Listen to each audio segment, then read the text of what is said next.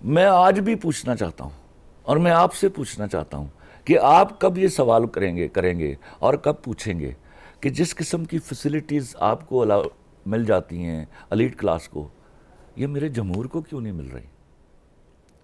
अगर ये तय है कि एक आदमी 10 साल का सजा याफ्ता और वो इलाज कराने के लिए लंदन जा सकता है, तो मेरी जेलों में बाकी लोग क्यों सड़ मर रहे हैं?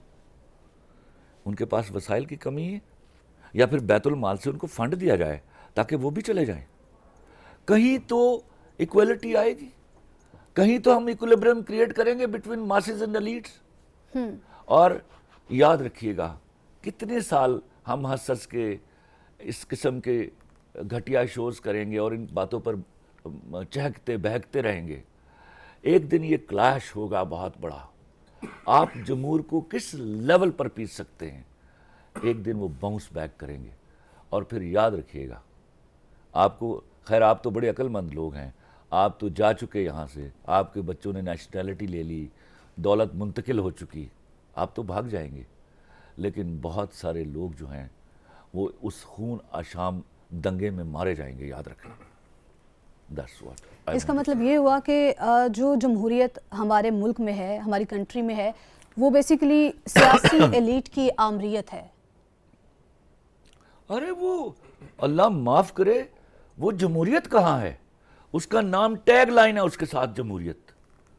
बाकी तो इक़्तिदार का हुसूल करने के, इक़्तिदार हासिल करने के लिए एक कारोबारी सेटअप है, जिसमें एक बाकायदा एक कंसोर्शियम बनता है, एक शख्स चेयरमैन बन जाता है पार्टी का, जो MNAs, अगर वो it is a popular party तो बाकी सारों की इन्वेस्टमेंट होती है।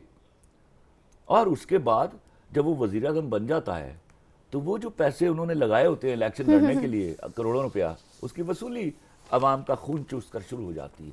सिर्फ अवाम को पता नहीं, अभी कुछ बोतलें बाकी हैं अवाम के खून में, तो उनको समझ नहीं आ रही कि उनका खून चूसा जा चुका है। खलील साहब, यहाँ पर हम इस हवाले से भी बात करेंगे। आपने ये कहा कि अवाम वोट देते, बार बार उन्हीं लोगों पर एतमाद किया जाता है, बार बार उन्हीं को इक़्तिदार में लाया जाता है। अवाम वोट देते हैं तो वो इलेक्शन लड़ते हैं, जीतते हैं और वो मैं ज़ाती तौर पर कनीज़ मानता ही नहीं कि पाकिस्तान में इलेक्शन होता है। जब आप ट्रॉलियों में भर के सुबह लोगों को वहाँ पोलिंग बूथ पर लेके जाएंगे और ट्रॉलियों पर छोड़ के जाएंगे और 3-3 हज़ार रुपया फीस कस देंगे और फिर उनको बिरयानियाँ खिलाएंगे और कीमे वाले नान खिलाएंगे, तो ये जमहूरियत नहीं है, ये ख़रीदो फरोख्त है।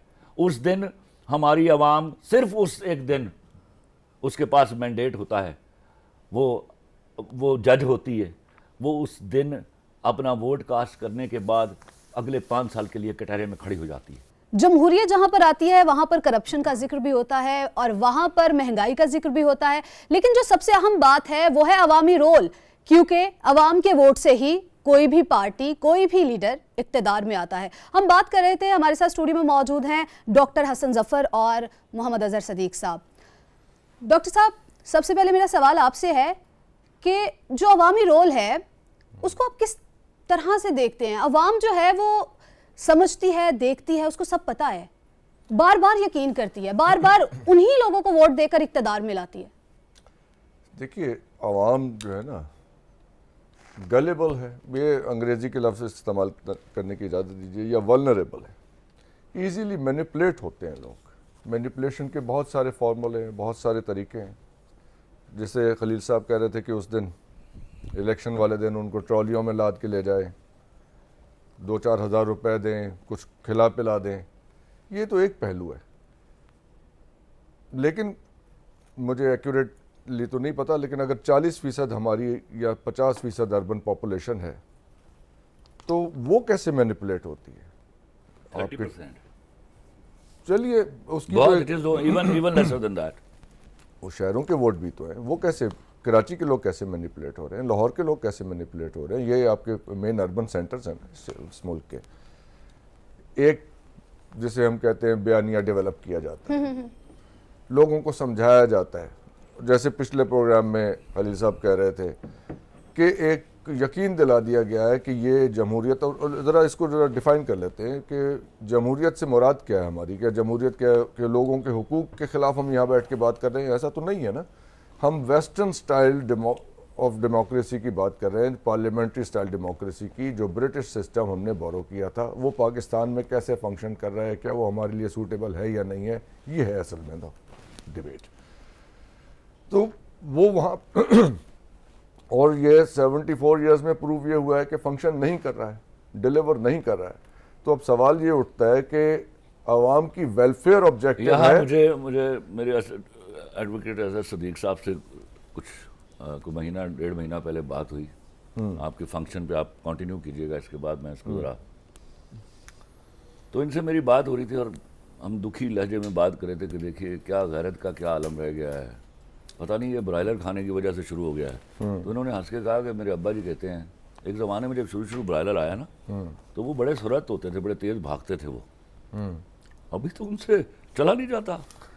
तो इन्होंने अपने अब्बा को कोट किया कि मेरे अब्बा कहते हैं यार सदीक जिन्हों को आपे नहीं टुरया जाता उन्होंने तानू की टोरना। This is actually the democracy in Pakistan. ये किया है इसने हमारे साथ। अब डेमोक्रेसी चलने के काबिल नहीं है, लेकिन एलीट क्लास को बचाने के लिए वो उस डुगडुगी पर हमें बंदर की तरह नचाया जा रहा है और डेमोक्रेसी को चलाया जा रहा है। उससे लोग बेनिफिट हासिल कर रहे हैं तो चलाए जा रहे हैं ना। लेकिन यहाँ पर खलील साहब एक और चीज़, एक लम्हा फिक्रिया ये है कि जो हमारी आवाम है, जो हमारे लोग हैं, उनको यही नहीं पता कि पार्लिमानी निज़ाम जो है उसको वो जमहूरी समझते आप हैं। और डेमोक्रेसी सदारती के स्कूल की तरबियत देखिए 74 सालों में एक स्कूल खोला आपने, which is school of democracy, जिसमें से आपने सीखना था।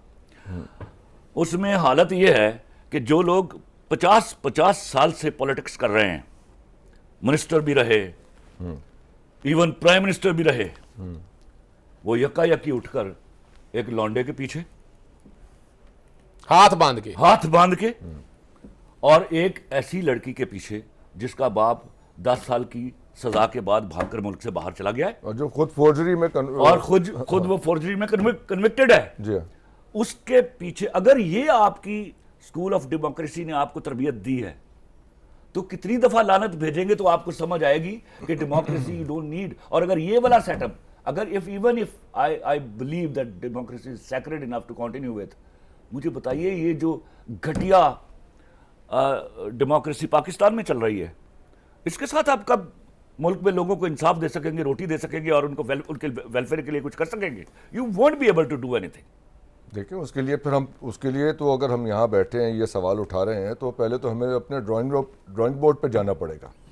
ये देखना पड़ेगा कि ये वेस्टर्न स्टाइल डेमोक्रेसी, ये पार्लिमानी निज़ाम जो यूरोप में जिसकी डेवलपमेंट हुई, उसके पीछे उनकी कोई 2000 साल की हिस्ट्री है, उसका कल्चरल कॉन्टेक्स्ट है, उसकी पॉलिटिकल कॉन्टेक्स्ट है। लेकिन डॉक्टर साहब वहाँ पर भी जमहूरियत नाकाम ही रही है। नहीं, नाकाम देखें, it is functioning, it is delivering, at least he is right, it is functioning, delivering. उन्होंने डेमोक्रेसी के जो डिमेरिट्स हैं उनको लिमिट किया। they kept on watching and minimizing the demerits. उन्होंने ये नहीं किया कि जो ही उन्होंने देखा हमारे यहाँ जो जमहूरियत है उसका इतना सा सामने नजर आने वाला मुंह है और पीछे नजर आने वाला इतना बड़ा सुराख है जहां से सारी एलीट क्लास बड़ी आसानी से करप्शन करके बाहर निकल जाती।